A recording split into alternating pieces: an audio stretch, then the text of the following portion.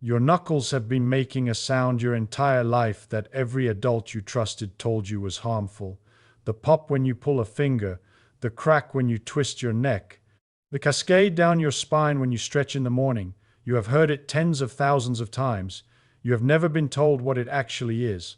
In 2015, real-time MRI, published by Kochuk and colleagues, captured the exact moment of the sound inside a joint for the first time, and what the imaging showed overturned 50 years of medical teaching.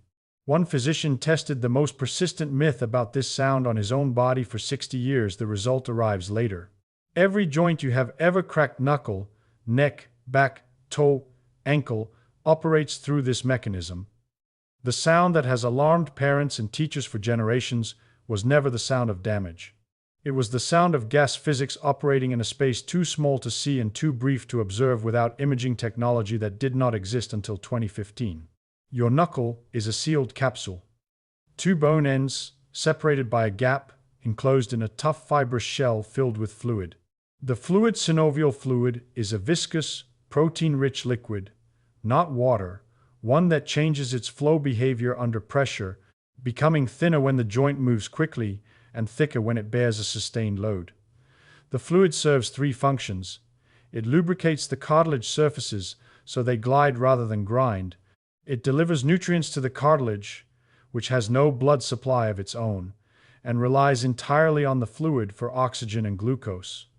And it distributes compressive forces across the joint surface so that impact loads do not concentrate at a single point.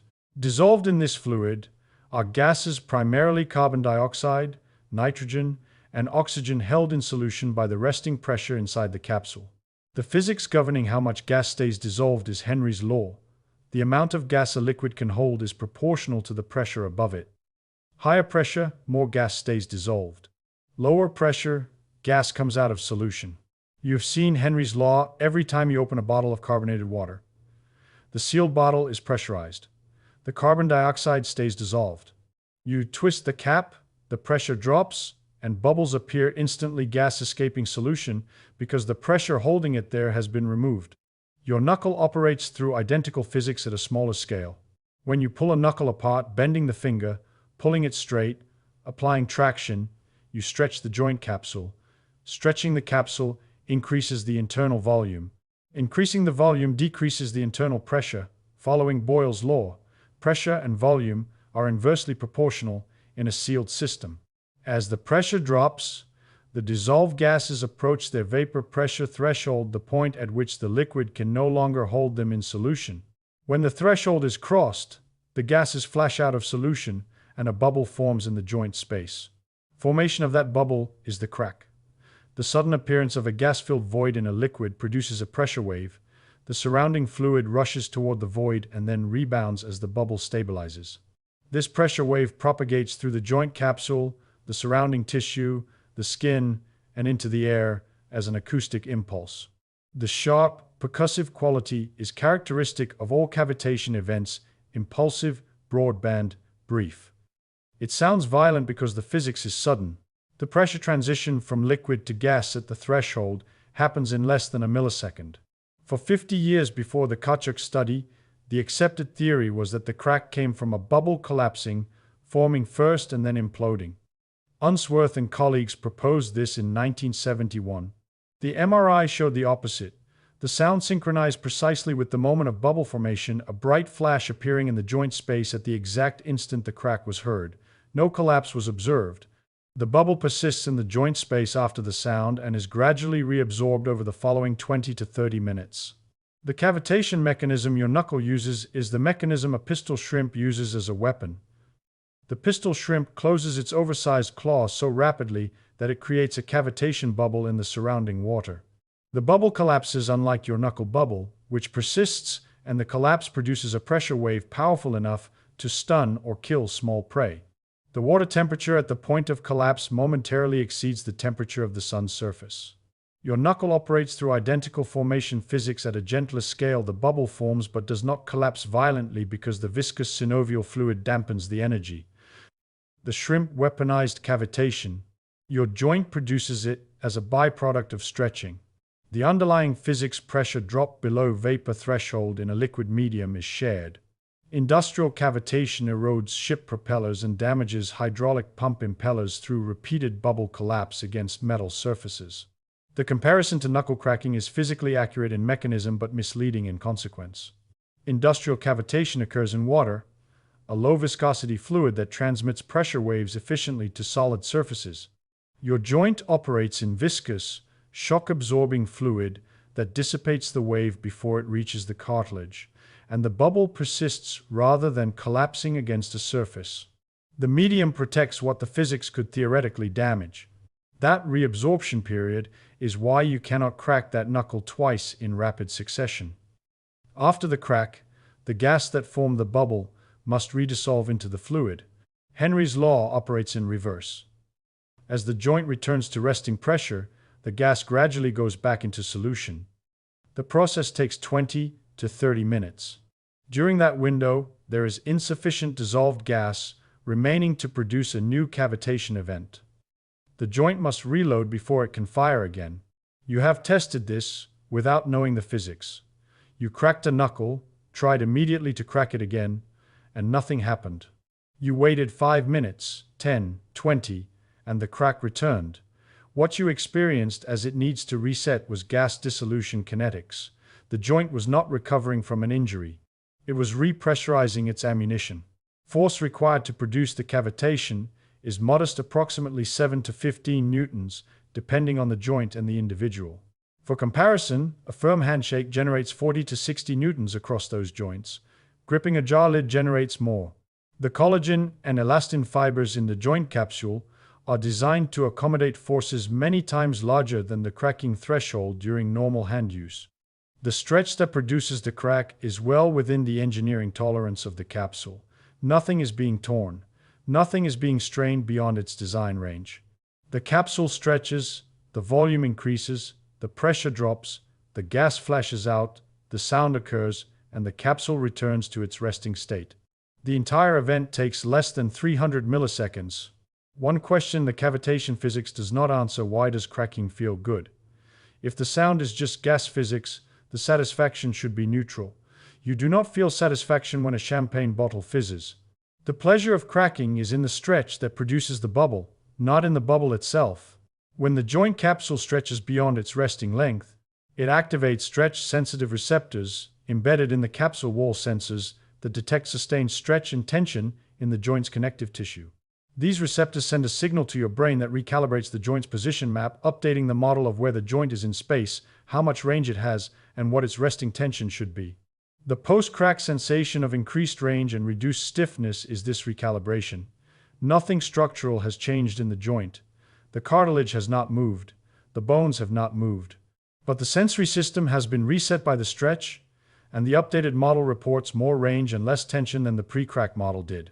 This is the proprioceptive recalibration that occurs during any full-body stretch: the morning stretch when you wake, the reach overhead after sitting for an hour, the twist of the spine after a long drive.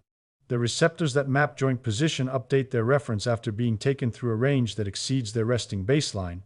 The satisfaction is the update arriving, the joint telling the brain, there is more range here than you were modeling. The brain adjusts, and the adjustment feels like relief. Cracking habit forms because the recalibration is temporary. The proprioceptive system drifts back toward its pre-stretch baseline over time, typically 30 to 60 minutes, varying by individual and by joint. As the baseline resets, the sensation of stiffness returns, not because the joint has stiffened, because the sensory model has drifted back to its conservative estimate. The urge to crack again is the urge to recalibrate again. Habitual crackers are not addicted to the sound. They are addicted to the proprioceptive update, the momentary expansion of the sensory model that the stretch provides. Every person who has been told that cracking knuckles causes arthritis carries a belief built on the assumption that the sound represents damage. The assumption is wrong, and the strongest evidence against it comes from a physician who spent 60 years testing it on his own body. Donald Unger cracked the knuckles on his left hand at least twice a day for 60 years. He never cracked the knuckles on his right hand. At the end of 6 decades, he had both hands X-rayed. No difference in arthritis incidence between the two hands. 0. The hand that was cracked tens of thousands of times showed no more joint degeneration than the hand that was never cracked. Unger published the finding in Arthritis and Rheumatism in 2009 and received the Ig Nobel Prize for Medicine, the award for research that makes people laugh and then think. Study was one subject, which limits its statistical power to a demonstration rather than a proof. Larger observational data supports the conclusion. A study of 215 subjects published by DeWeber and colleagues in the Journal of the American Board of Family Medicine found no correlation between habitual knuckle cracking and osteoarthritis of the hand on X-ray. The crackers and the non-crackers showed equivalent joint health. The sound was never correlated with damage in any controlled observation. The myth persists because the sound is alarming. It sounds like something breaking. The bubble forms in the fluid, not at the cartilage surface. The industrial comparison from earlier explains why the medium makes all the difference. The fluid is both the source of the sound and the shield that prevents it from reaching the joint surfaces. Not every joint cracks through identical cavitation, and the differences reveal something about how joint geometry determines the acoustic physics. Knuckle cracks are sharp and high-pitched because the joint space is small, the fluid volume is minimal, and the pressure wave propagates through a short distance. Spinal cracks, the pops you hear when a chiropractor adjusts the back or when you twist in your chair, are deeper and louder because the spinal joints contain more fluid, the capsules are larger, and the pressure wave propagates through a greater volume of tissue. The crack of a neck rotation is intermediate. The neck joints are smaller than the mid-back or lower back joints but larger than knuckle joints. Volume of the pop correlates with the volume of the bubble, which correlates with the volume of the joint space and the amount of dissolved gas available. Large joints can produce larger bubbles and louder sounds. This is why cracking your back produces a more satisfying sound than cracking a toe. The physics scales with the fluid volume. The satisfaction scales too, because a larger joint capsule produces a greater stretch, which activates more receptors, which generates a larger proprioceptive update. Within your own hand, the knuckles at the base of the fingers crack louder than the knuckles at the middle or tip. The base joints are larger, contain more fluid, and allow more capsule stretch before the bones contact. The index and middle finger base joints typically produce the loudest cracks because they bear the most load during grip and develop the most capsule laxity over time. The ring and little finger joints are tighter, with less capsule stretch available, producing quieter pops that are harder to achieve. If you have a finger that never cracks, the capsule may be too tight to stretch to the cavitation threshold. The joint is functional, but the geometry does not permit the pressure drop. Nothing is wrong. The plumbing does not allow it. External environment changes the sound and the threshold.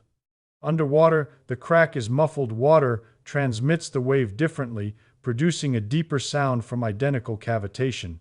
At altitude, joints crack more easily. Lower atmospheric pressure brings the dissolved gas closer to its flashpoint, reducing the stretch required to cross the threshold.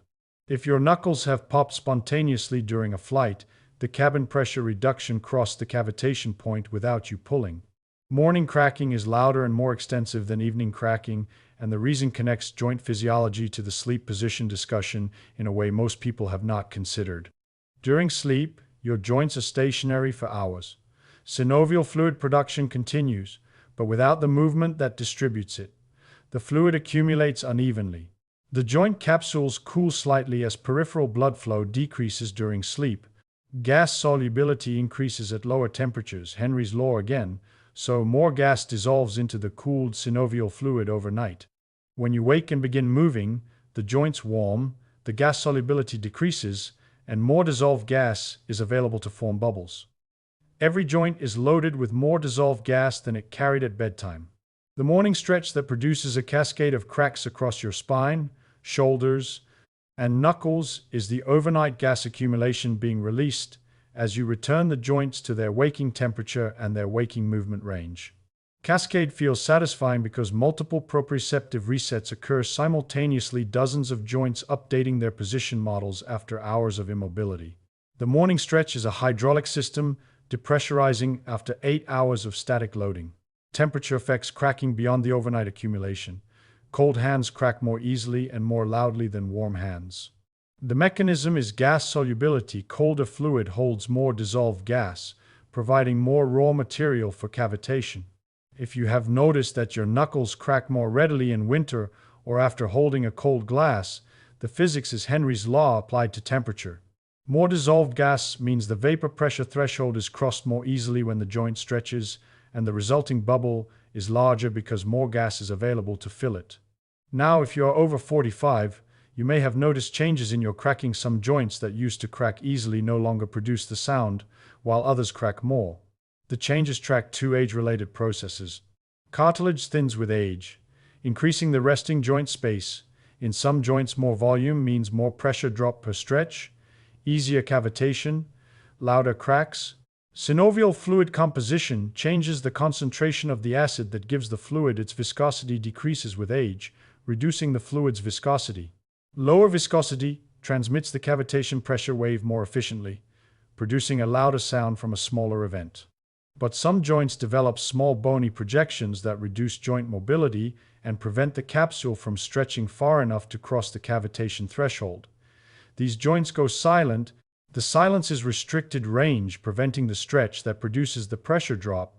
If a joint that previously cracked has gone silent, and the silence is accompanied by pain or reduced range of motion, the mechanism is different from normal cracking cessation. Pain during attempted cracking suggests structural changes, cartilage damage, capsule inflammation, or bony projection formation that warrant evaluation. Painless silence is usually restriction. Painful silence is a different signal. There is a sound your joints make that is not cavitation, and the distinction matters because the two sounds carry different information. Crepitus, the grinding, crackling, or clicking you may hear from your knees when climbing stairs or from your shoulders during rotation, is not a cavitation event. Crepitus is the sound of irregular surfaces moving against each other, roughened cartilage, loose bodies in the joint space, or tendons sliding over bony prominences. Crepitus does not have the sharp, single pop character of cavitation. It is continuous, gritty, and repeatable, without a refractory period. You can produce crepitus on every repetition because it does not depend on dissolved gas, it depends on surface texture. Crepitus, in the absence of pain, is common and usually benign. The cartilage surface is not perfectly smooth, even in healthy joints, and minor irregularities produce audible friction during movement. Crepitus accompanied by pain, swelling, or progressive loss of range suggests cartilage damage that may benefit from evaluation. The distinction between cavitation, a single sharp pop with a 20-minute refractory period, and crepitus, a continuous grind with no refractory period, is the distinction between gas physics and surface mechanics. They sound different, they mean different things, and only one of them has been studied for 60 years and found harmless. Neck cracking operates through identical cavitation physics, but carries a safety consideration that knuckle cracking does not. The neck contains blood vessels that run through channels in the vertebrae and supply the back of the brain. Forceful manipulation of the neck, particularly high-velocity rotation, has been documented in case report literature as a rare cause of tears in the wall of these vessels that can produce stroke. The largest epidemiological review, published by Cassidy and colleagues, found the absolute risk extremely low, but the consequences severe enough that the association warrants mention. Gentle self-cracking of the neck through slow rotation produces cavitation at forces far below those associated with arterial injury. Forceful, rapid, end-range rotation, the kind a practitioner might apply, operates at higher forces and has been the context for the reported adverse events. The physics of cavitation does not require forceful manipulation. Slow, controlled stretching crosses the pressure threshold just as effectively as rapid manipulation with none of the arterial risk. And then habitual crackers often crack in clusters multiple joints in rapid succession, working through the hands, the neck, the back in a practice sequence. The clustering is driven by the proprioceptive cascade. Cracking one joint produces a recalibration signal that makes adjacent joints feel stiffer. By comparison, the recalibrated joint reports more range, while its neighbors still report their pre-stretch baseline. The contrast between the cracked joint and the uncracked neighbors produces the urge to crack the neighbors. The sequence propagates not because each joint independently needs cracking, but because each crack creates a contrast that makes the next joint's stiffness more noticeable. The cascade is proprioceptive, a wave of comparative stiffness signals driving the sequence forward until every joint in the region has been recalibrated. Many habitual crackers report that cracking serves as a stress response. The urge intensifies during anxiety, frustration, or cognitive strain. The mechanism connects through the proprioceptive update. Stress increases muscle tension around joints, which alters the mechanical baseline the proprioceptive sensors are monitoring. The altered baseline creates a discrepancy between the model and the mechanics, the stiffness that triggers the urge to crack. The cracking resets the model to match the current mechanical state, which includes the elevated tension. The relief is temporary because the stress-driven tension persists and the model drifts back. The stress cracker is not cracking from habit alone. The stress is changing the mechanical baseline that makes cracking feel necessary. Reduce the stress and the cracking frequency often decreases, not because the urge is suppressed, but because the discrepancy that generates the urge is smaller. Well, consider the social dimension. Cracking reveals something about how the brain processes sounds it cannot see the source of. The cracker experiences the sound alongside the proprioceptive update, the satisfaction of the stretch, the recalibration, the pressure release. The listener hears only the sound, a sharp, impulsive acoustic event with the spectral profile of something breaking. Without the proprioceptive context, the brain interprets the sound as potential tissue damage. The disgust or discomfort that non-crackers report when hearing someone crack their knuckles is an auditory threat response. The sound pattern matches damage. The brain flags it as alarming, and the absence of proprioceptive context prevents the reinterpretation that the cracker's brain performs automatically. The cracker and the listener hear an identical sound. Only the cracker has the sensory context to know it represents release rather than rupture. That sensory gap, the cracker experiencing satisfaction while the listener experiences alarm, both processing an identical sound wave, is the split I cannot unhear once the proprioceptive context made the two responses visible. One concern the arthritis data does not address: does habitual cracking weaken grip strength over time? The Dueber study measured this. Habitual crackers showed no reduction in grip strength compared to non-crackers. In some sub-analyses, crackers showed marginally higher grip strength, possibly because the repeated capsule stretching maintains range of motion that non-crackers gradually lose through disuse. The finding eliminates the concern that cracking weakens grip. And here is where the physics meets clinical practice. Spinal adjustment by a chiropractor uses identical cavitation physics: capsule stretch, pressure drop, gas flash, bubble formation, acoustic pulse. The pop does not indicate that a bone has been realigned. It indicates that the joint capsule was stretched past its cavitation threshold. The proprioceptive reset from the spinal capsule stretch is real. The joint's position sensors recalibrate. The surrounding muscles may reflexively relax in response to the updated signal, and the patient experiences reduced stiffness and increased range.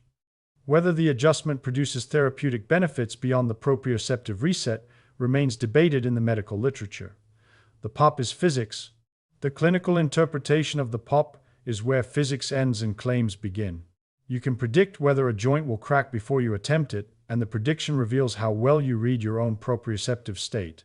The stiffness you feel before cracking is partly the proprioceptive drift, the sensory model reporting less range than the joint actually has. Joints that feel stiff have drifted furthest from their mechanical range. These are the joints most likely to crack because the stretch required to reach the cavitation threshold is also the stretch that crosses the proprioceptive baseline. Joints that do not feel stiff have a model that already matches their mechanics. Stretching them crosses neither threshold. The need to crack sensation is the gap between the model and the mechanics. The crack closes the gap. Having someone else crack your knuckles feels different from cracking your own, less satisfying, sometimes uncomfortable, occasionally producing no crack at all despite adequate force. The difference is motor proprioceptive coupling. When you crack your own joint, your motor system and your proprioceptive system are coordinated. You feel the building stretch. You calibrate the force in real time based on proprioceptive feedback, and you stop at the instant the cavitation occurs. The proprioceptive update arrives simultaneously with the motor completion. When someone else applies the force, your proprioceptive system receives the stretch signal without your motor system having initiated it. The update arrives without the motor context. The brain processes self-generated stretch differently from externally applied stretch. Self-generated movement activates an internal prediction that partially cancels the sensory signal, while external stretch arrives without prediction and produces a larger, less comfortable sensory response. The satisfaction depends on the motor sensory loop being closed. Another person's hands open the loop. A mathematical model published by Chandran Suja and Barakat in Scientific Reports in 2018 confirmed the bubble formation theory through equations rather than imaging. The model predicted that a pressure drop of approximately 8 atmospheres below the resting pressure achievable through the capsule stretch that normal cracking produces would cross the vapor threshold for dissolved gas in synovial fluid and produce a tribonucleation event, a bubble forming in a thin film of fluid between two separating surfaces. The model predicted the acoustic signature of the event, a sharp, broadband pulse matching the measured frequency spectrum of knuckle cracks. Theory, imaging, and mathematics converged on one mechanism. The sound is bubble formation in a viscous fluid under negative pressure. Crack if the data reassures you. The cavitation does not damage cartilage, the fluid absorbs the energy before it reaches the joint surface. The stretch does not harm the capsule, the forces are within normal engineering tolerance. The proprioceptive recalibration is real. The joint briefly reports more range after the stretch resets its sensors. The refractory period is gas dissolution, 20 to 30 minutes of Henry's law operating in reverse. Children typically discover cracking between the ages of 8 and 12. The first time they pull a finger and hear the pop, the surprise and the satisfaction arriving simultaneously, the immediate attempt to reproduce it on the next finger. The discovery is universal across cultures because the physics is universal. Every child with synovial joints, dissolved gas, and the grip strength to stretch a capsule will eventually produce a cavitation event. The adult who tells them to stop is repeating a myth that has been transmitted without data for generations. Parent to child, teacher to student, the alarming sound carrying a warning that the physics does not support. The child learns to associate the pop with danger. The danger was never there. The pop was gas. The satisfaction was proprioception. The warning was acoustic, a brain hearing damage in a sound that represents release. 60 years of self-experimentation proved it. Hundreds of subjects in controlled observation confirmed it. The myth survived both because the sound is louder than the data. 60 years, 2 hands, no difference on the X-ray. The sound was never damage. It was a vacuum forming in a hydraulic system between your finger bones. Cavitation physics operating in a space too small to see, producing a sound too loud to ignore, and carrying a threat signal that only the cracker can correctly interpret.